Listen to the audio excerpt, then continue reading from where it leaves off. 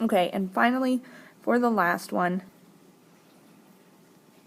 I have hydrogen and oxygen, and then hydrogen and oxygen, as well as another oxygen over here. Now if you notice, this other oxygen over here on the product side might throw you off a little bit. Sometimes when we balance equations, what we have to do is do some trial and error, because as you can see, it's kind of split. It looks a little different. This one's going to be kind of difficult. So let's just start like normal, counting how many atoms are on each side. So with the hydrogen, we have 2, so I'll record 2. And for the oxygen, we also have 2.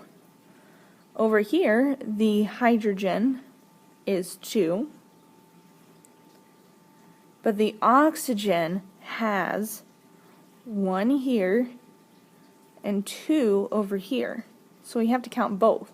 So it's 1 plus 2 equals 3. Okay, so our oxygens are 2 on the reactive side and 3 on the product side. And we need to change that. So, the best way that I know how to do this would be to notice that if I change this hydrogen and I put a 2 as a coefficient, then I now have 2 times 2, which equals 4 for hydrogen. But then I've changed this one. This oxygen is now 2 times 1, which is 2.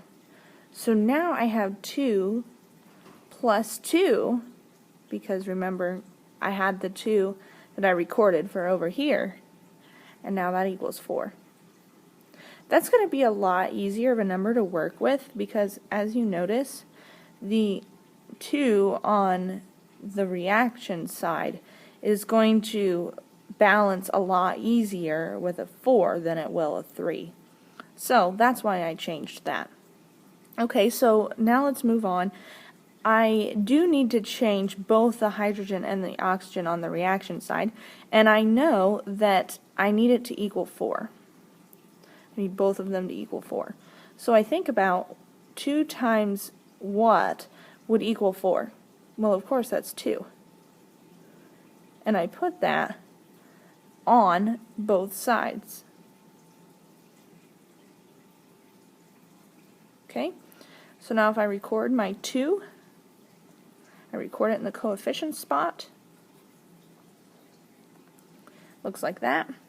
And now I can check my work. I have 2 times 2 is 4 for hydrogen, and 2 times 2 is 4 for oxygen. So now I have the 4's balanced with hydrogen and the 4's balanced with oxygen, and I now have a balanced equation.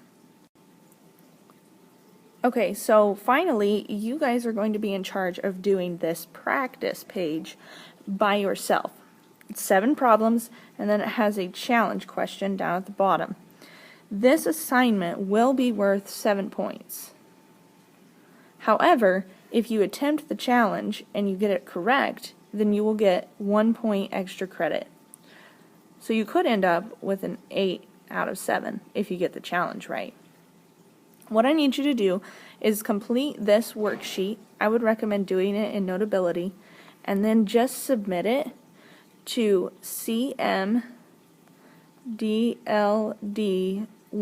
Now that sounds like a lot of letters, but it's Chemistry of Materials Digital Learning Day 1, since this is our first Digital Learning Day.